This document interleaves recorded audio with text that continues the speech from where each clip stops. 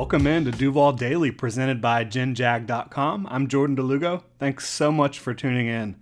No practice today for the Jaguars, Friday, July 29th. They'll be back on Saturday, and then full pads will come on Sunday. I'll be out there providing all the updates I possibly can. Make sure to follow me at Jordan DeLugo on Twitter, Generation Jaguar at Generation Jag for all those updates.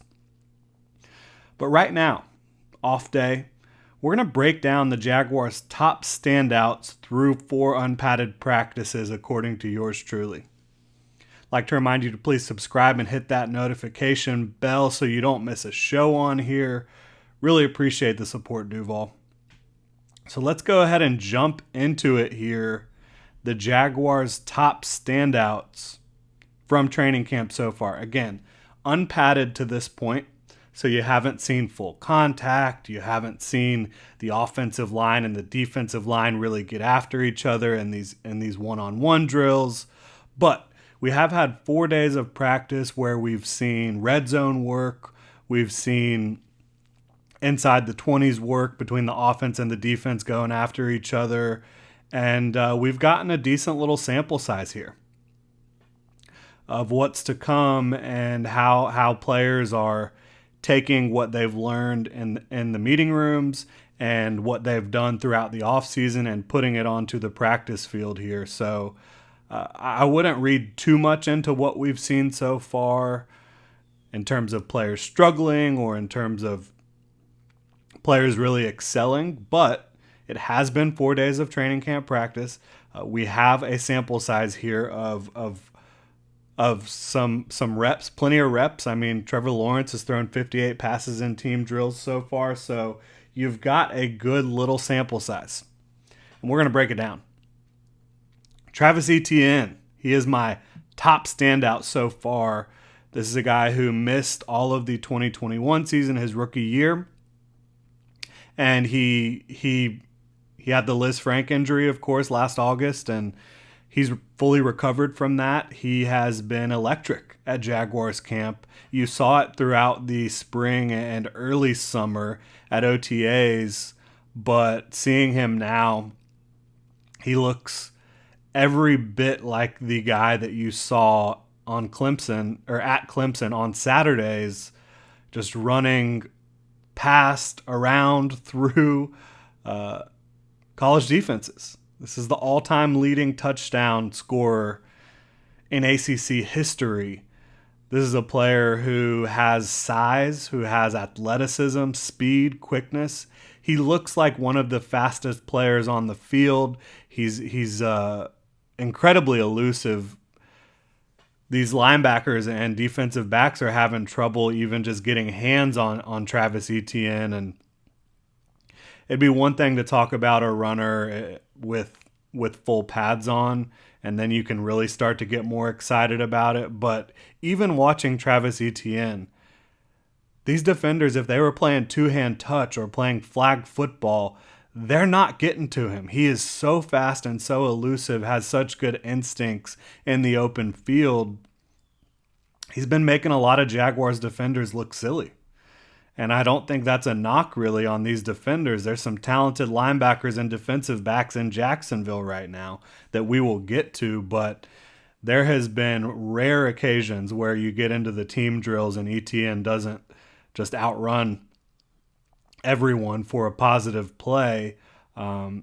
You've also seen his ability to line up not only in the backfield, but in the slot and out wide. His hands look phenomenal.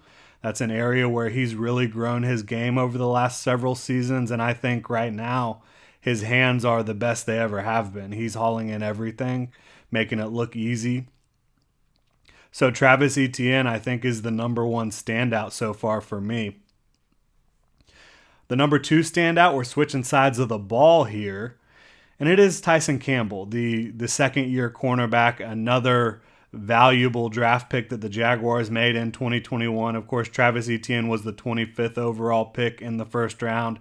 Tyson Campbell just a few picks later at 33 overall for the Jaguars, the cornerback out of Georgia. He had a rough start to his rookie season, but really rebounded after coming back from injury and and played very good football over the back half of the 2021 season. Now enter his second season. You're in training camp. You've got the length. You've got the speed. Tyson Campbell now has the confidence to know he belongs. And he has been, it's been a no-fly zone on his side of the field for the most part. He's been breaking passes up. He's been just blanketing whoever he's in primary coverage against. And Trevor Lawrence has had a really hard time completing passes when Tyson Campbell is in primary coverage. He just looks like he has that confidence, that swagger, and he has the length and speed to get the job done. I think he's going to thrive in this Mike Caldwell defense, where I think you're going to see a ton of zone. And that's where Tyson Campbell feels his most comfortable, where he can keep his eyes in the backfield. I think it's been a huge development for Tyson Campbell, and he could be in line for a really big sophomore breakout. Keeping it on the defensive side of the ball here, Josh Allen should not come as a big surprise. He has stood out over the first 4 practices for the Jaguars of training camp. He's entering his 4th season as a pro, has really taken on a leadership role. So his leadership has stood out to me. His really, him and Trayvon Walker being attached at the hip before practice, during practice, after practice. These guys are working together, and they both met with the media this week. They both raved about each other. And Josh Allen, he came out, he said it multiple times straight up. He wants to be the best football player in the NFL. Not the best defender, not the best pass rusher, not the best player on the Jaguars, the best football player in the NFL. Can he get there? I don't know. That's not the point. But he believes that based on the work he has put in this offseason and his physical ability, that he can be one of the best players in football.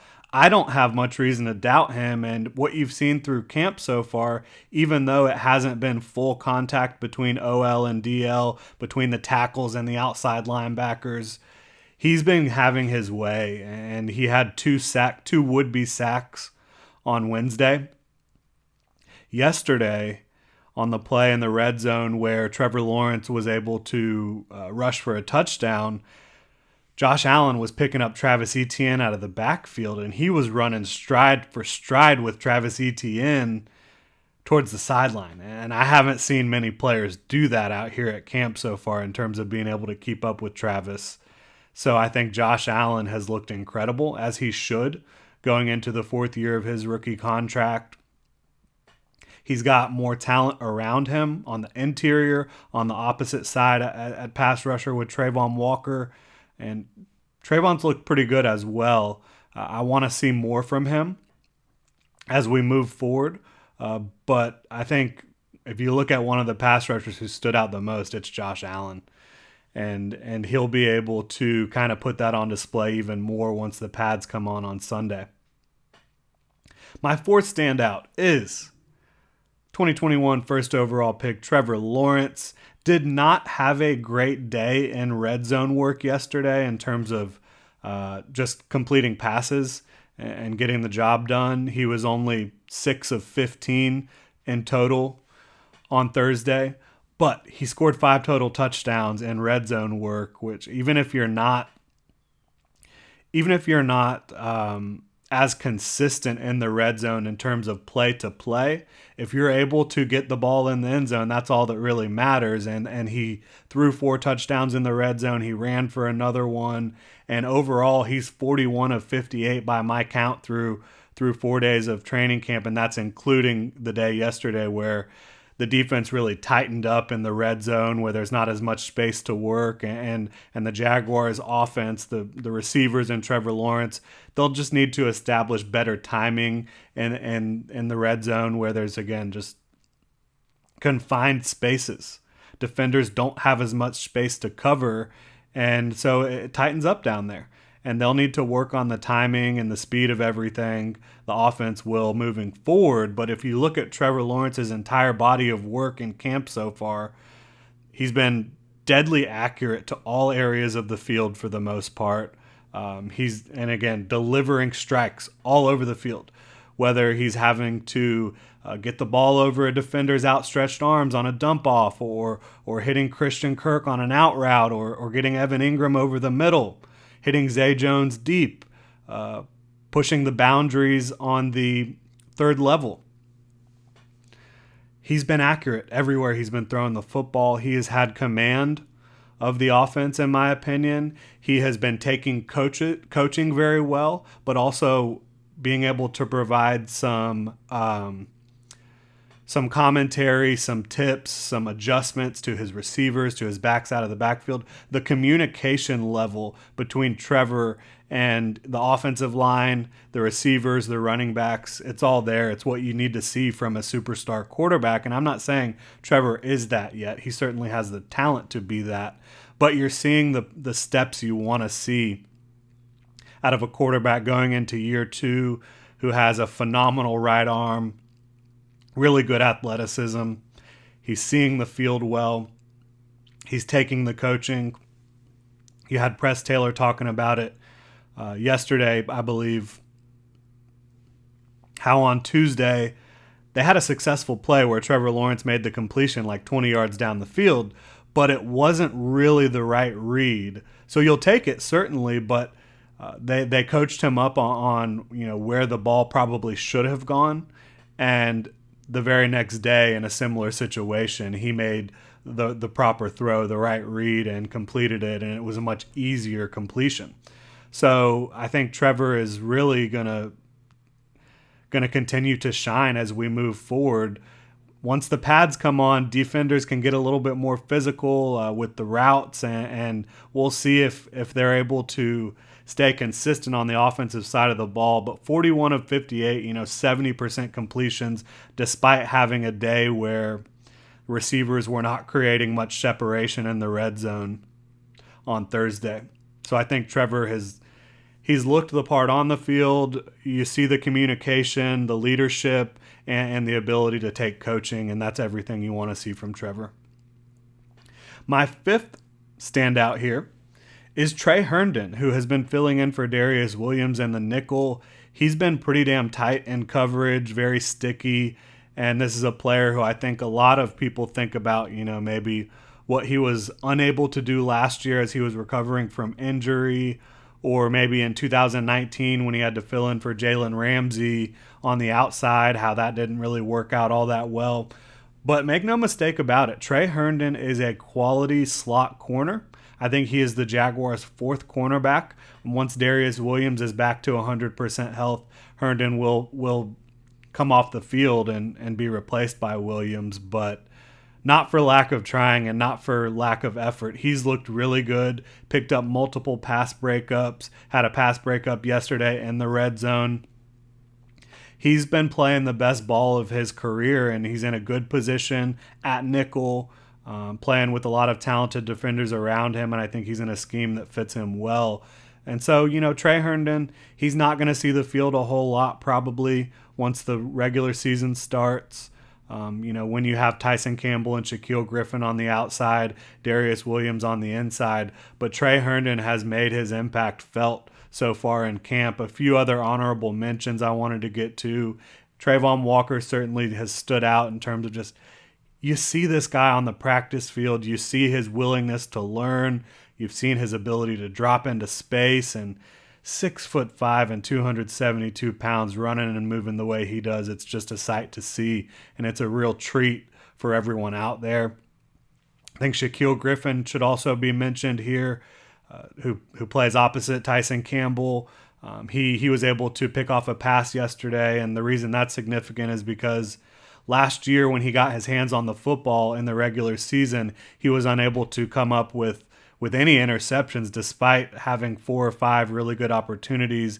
That's been a focal point for him this offseason. And you saw yesterday when Evan Ingram wasn't able to haul that pass in, it bounced off Shaquille Quarterman, and Shaq dove to the ground and scooped that ball right before it hit the ground, hauled it in, and that was a big play for him. And he needs to continue that momentum in terms of when he gets those opportunities to force turnovers, he needs to capitalize on them, and he did yesterday. Snoop Connor is another player who stood out to me a little bit. Just so smooth in everything he does. He's got quicker feet than I expected. He broke off a big run yesterday, and he's a player who has shown the ability to pass protect and catch the ball out of the backfield. And finally, I'll go with Lawan Winningham as my final honorable mention. He has made plays in several practices, the undrafted free agent. He's a tall receiver, a lanky receiver, but he's played with physicality. He's doing things the right way. And really, when Kevin Austin is the undrafted wide receiver free agent that people are excited about, that people want to see, Lawan Winningham has stolen the show as an undrafted free agent wide receiver, so he deserves some praise as well. That is going to do it, Duval. Again, we've got Travis Etienne, Tyson Campbell, Josh Allen, Trevor Lawrence, and Trey Herndon as our top standouts so far. Thank you so much for tuning in. Hit me up on Twitter at Jordan DeLugo. Follow Generation Jaguar at Generation Jag. Make sure to hit the like and subscribe button on YouTube and check genjag.com for all the latest Jaguars news, analysis, and Duval gear.